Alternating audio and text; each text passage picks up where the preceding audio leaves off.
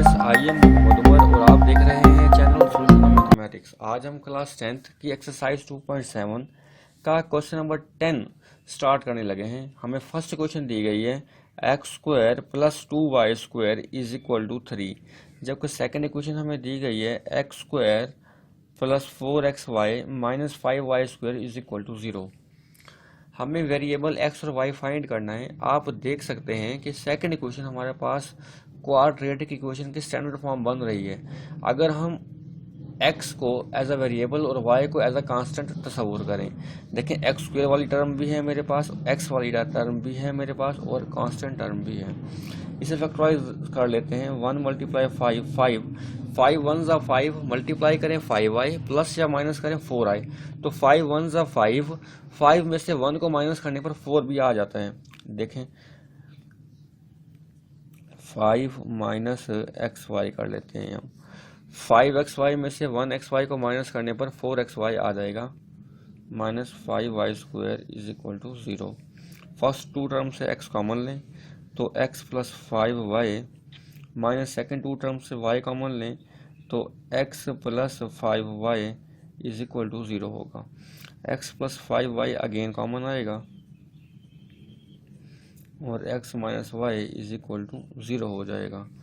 तो x plus 5y is equal to 0 होगा, जबकि x माइनस y भी इज इक्वल टू 0 होगा। तो x is equal to minus 5y हो जाएगा और x is equal to y हो जाएगा। ये इक्वेशन नंबर 3 आ जाएगी मेरे पास, जबकि ये इक्वेशन नंबर 4 आ जाएगी। अब x की वैल्यू को मैं इक्वेशन नंबर 1 में पुट करता हूँ। देखिए मैं लिखता हूँ put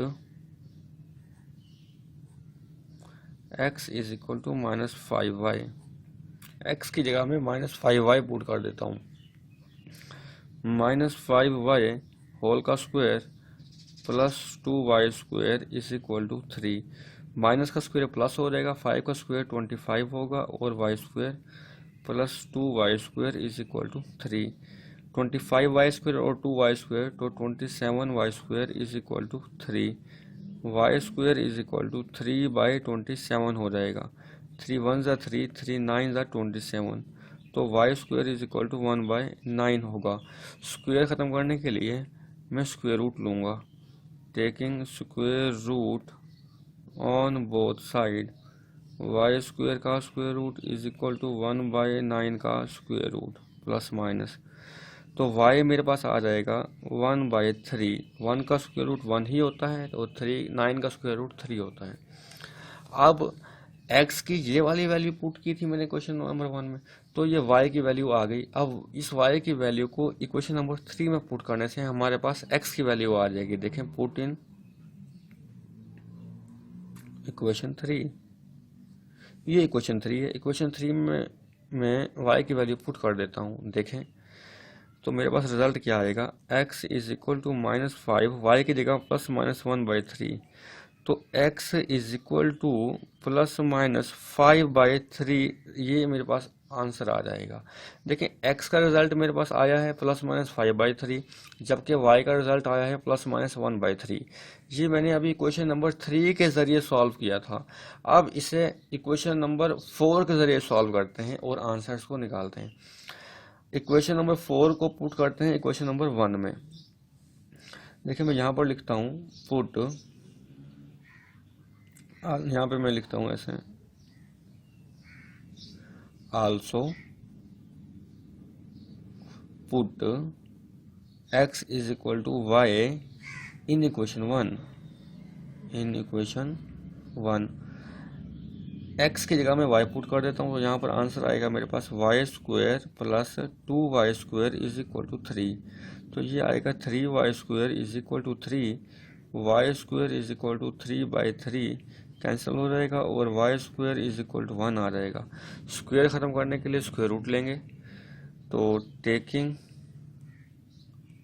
square root on both side, y square square root is equal to 1 का square root plus minus cancel हो जाएगा।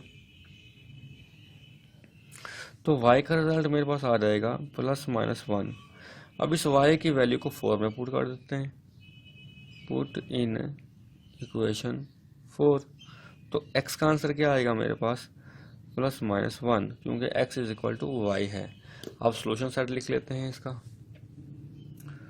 Solution set is equal to x की फर्स्ट वैल्यू आई है हमारे पास ±5/3 और y की फर्स्ट वैल्यू आई है हमारे पास ±1/3। x की सेकंड वैल्यू आई है मेरे पास +-1, जबकि y की सेकंड वैल्यू आई है मेरे पास +-1। ये मेरा रिक्वायर्ड रिजल्ट होगा।